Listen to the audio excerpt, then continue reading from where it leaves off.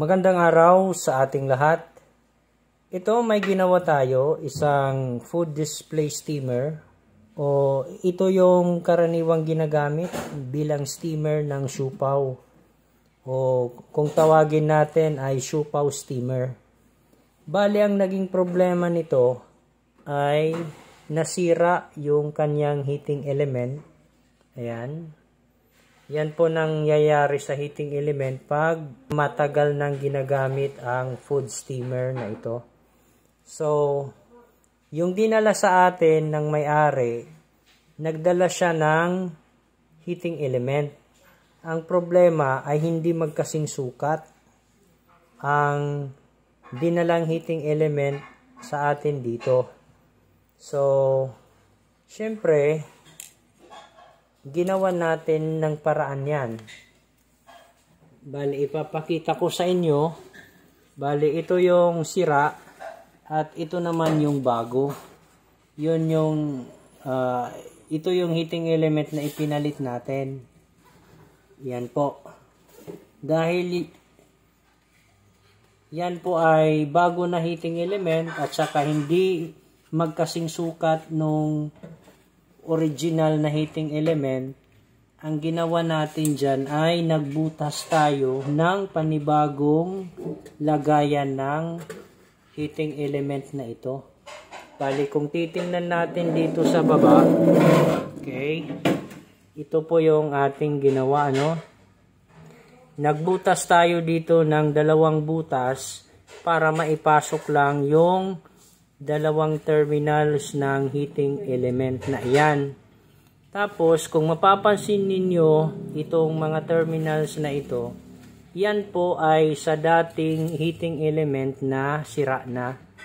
At nilagyan din natin yan dito ng epoxy. Ang purpose po niyan ay para hindi mag-leak yung tubig kung meron nang nailagay na natin dito yung tubig. Okay? So, ang ibig kong sabihin, kung meron na itong tubig, ang tubig ay hindi po magli-leak dito dahil nilagyan po natin yan ng epoxy. Maliban dito sa paglagay natin ng epoxy dito sa parte na ito, nilagyan din natin yan sa loob.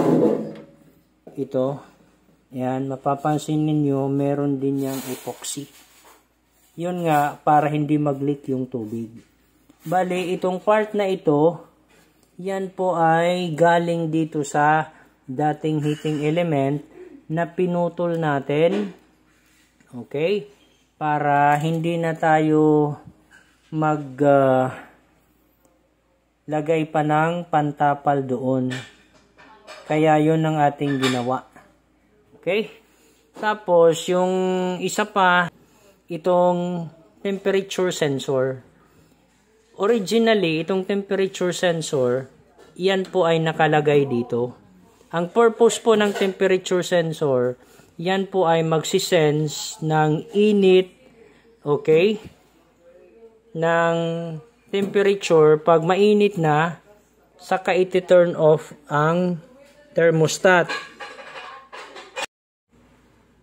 Okay, so sa aking theory, para hindi kaagad masira ang heating element, kailangan ang ating temperature sensor ay itapat na natin dito. Bali, ang ideya niyan, kung kukulo na yung tubig dito, automatic masisense nitong sensor, automatic magsha-shut off ang thermostat. Pag ma-shut off ang thermostat, syempre, makakapagpahinga ang heating element. At kung sakali hindi na masyadong mainit yung tubig, automatic naman yan na gagana ang thermostat. So, iinit ulit yung tubig dito. So, pag init, ayan, magsha-shut off na naman. Tapos, at least, makakapagpahinga yung heating element. At sa palagay ko ay hindi na masisira kaagad itong heating element. Okay? So, ang gagawin natin dito ay ilalagyan natin ito ng tubig. Tapos, itesting natin kung okay na ba itong ating ginawa. Ulitin ko, bali yung ginawa natin, tayo po ay nagpalit lang ng bagong heating element, pero yung heating element natin ipinalit ay hindi kaparehas nitong original. Ito po yung ating ginawa yan, o ipinalit na heating element. Pakita ko ulit yung ginawa natin. Bali, nagbutas tayo dito para sa bagong heating element. Yung dating terminals naman ng heating element, yan po ay ibinalik lang natin para at least hindi na tayo maglagay ng pantapal dyan sa butas na yan. Yung ginawa natin, nilagyan natin ng epoxy para hindi mag-leak yung tubig. So, yung epoxy na ginamit natin dito ay steel epoxy. Okay? Sige, so sunod na gagawin natin dito ay i-testing natin na ito. Lagyan natin ito ng tubig. So, ito na po. Maglalagay na po tayo dito ng tubig dito sa ating food display steamer kasi iti-testing na natin kung ito nga ba ay gagana o hindi. So, habang tayo dyan ay naglalagay ng tubig, kung titingnan natin dito sa may banda ng heating element, yung tubig ay dumadaloy papunta doon. So, ang level ng tubig na ating ilalagay dyan, dapat po ay naka-full yung tubig. Ayan. So, naubos na yung inilagay natin na tubig. So, magdadagdag pa tayo dyan mamaya. Kasi nga hindi pa full. Okay? So, ito pa po. Dagdagan pa po natin ng tubig. Ayan, malapit na sa full level. Okay, ayan, makikita natin full level na yung tubig doon sa may container. So, ang sunod na gagawin natin dito ay ipa-plug in natin itong steamer. Okay, pero check natin muna dito sa baba, pinapakita ko lang dito na wala talagang leak ng tubig na nangyayari. Lalo na dyan sa may terminals ng dating heating element, ayan, wala nang nagli-leak na tubig kasi nilagyan natin yan ng steel epoxy. So, balik tayo. Ipa-plug in natin ito sa power source tapos testing natin kung ito nga ba ay gagana. Okay. Sige, plug in natin ito sa power source. Yan na po, naka-ready na po yung outlet. Yan, i-plug in na natin. Tapos, yan po, makikita natin, umilaw na yung dalawang switch. Ang switch para sa ilaw, saka yung switch para sa heater. Ngayon, i-turn on natin ang thermostat. Dapat umilaw ang kulay orange na pilot light na yan. Ayan, umilaw na yung pilot light o pilot lamp. Yan po ay nangangahulugan na gumagana ang ating heating element. At kung mapapansin ninyo, ayan nagbabubbles na siya. Yan po ay indikasyon na nagsisimula ng uminit ang ating heating element. Yan po. Steady po natin ang setting ng ating thermostat. Makikita natin, ayan na po. Nagsisimula ng kumulo ang tubig. So, ang gagawin natin dito ay antayin lang natin na automatic mag-turn off yung thermostat. Malalaman naman natin yan kasi mawawala ng ilaw yung kulay orange na pilot light na yan. Pag mawalan ng ilaw yan, ibig sabihin naka-turn off yung ating heating element. Pagkatapos niyan, yan po ay magta-turn on ulit at malalaman din natin kasi iilaw ulit yung kulay orange na pilot light.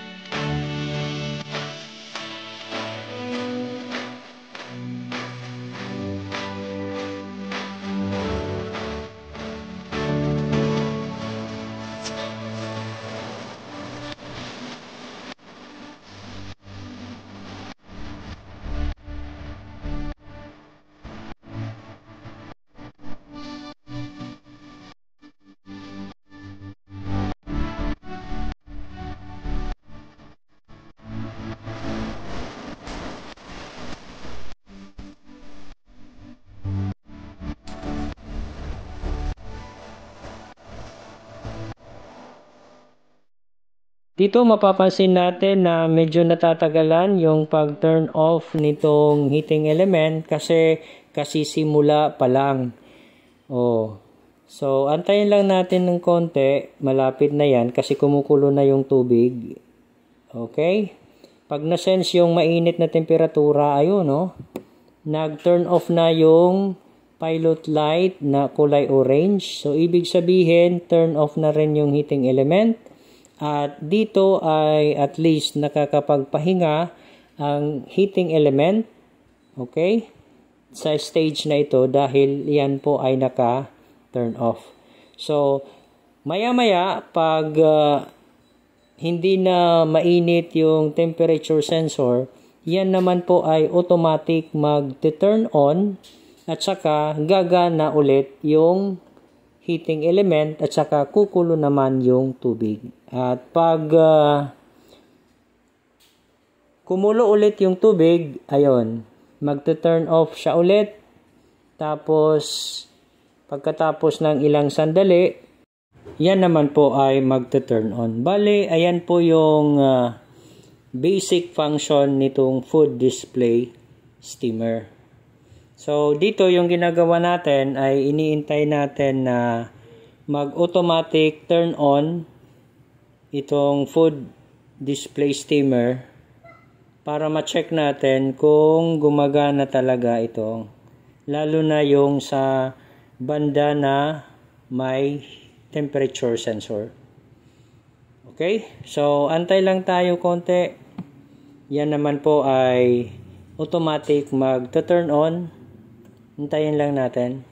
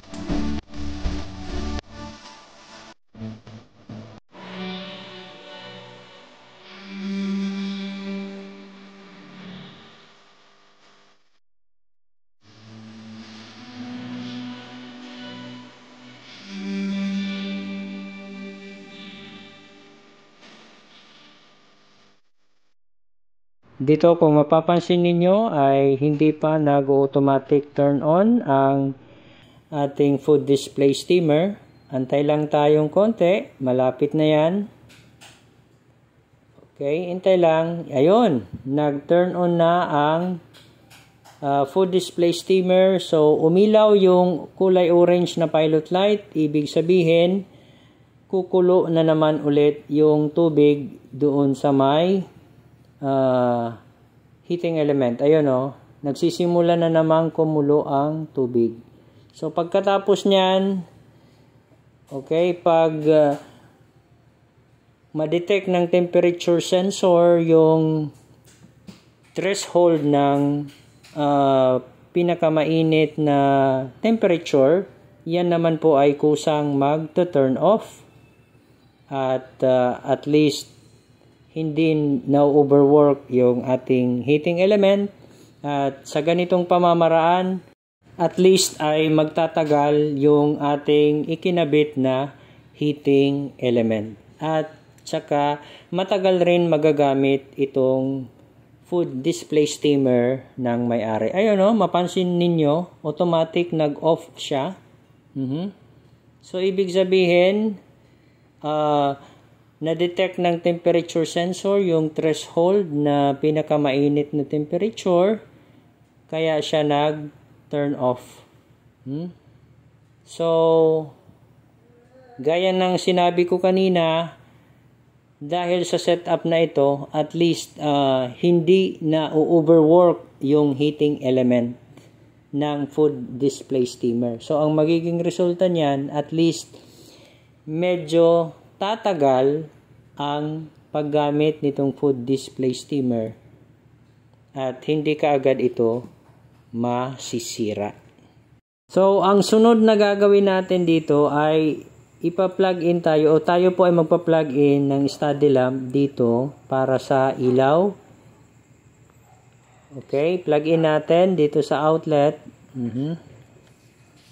Para yan sa ilaw. Tapos, i-turn on natin ang switch dito. Turn on natin. Ayun. Umilaw yung ating study lamp. So, ibig sabihin, okay ang kanyang connection dyan. Merong power na lumalabas. Ito dito, tinitingnan natin dito sa ilalim kung nagkaroon nga ba ng water leak. At so far, wala naman po. So, ibig sabihin, maganda yung ating ginawa na paglagay ng steel epoxy dito sa may terminals ng dating heating element. Nga pala, bago ko makalimutan, pag ang food display steamer ay hindi ginagamit, kailangan i-drain yung tubig. Okay, so araw-araw po yan. Pagkatapos gamitin, i-drain yung tubig, kagaya niyan. Ang purpose po ng pag-drain ng tubig ay para hindi kaagad mabulok ang heating element.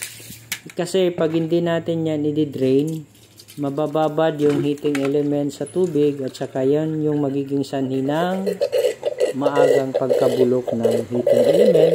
Pag mabulok yan, yun, sira na naman yung heating element. So, ayan po, mapapansin natin na nadidrain na yung tubig mula dito. Yan o. So, kailangan ang ating element, yan po ay hindi mabababad sa tubig kung hindi naman ginagamit ang food display steamer. So, ayan po. Sana po ay meron kayong natutunan sa aking video tutorial at kung nagustuhan nyo itong video, maaari po lamang ay i-like at i-share. Kung hindi ka pa nakapag-subscribe, maaari po lamang ay mag-subscribe sa aking channel. Paki-click na rin yung notification bell para updated ka sa mga bagong upload na videos. Hanggang sa muli, maraming salamat po.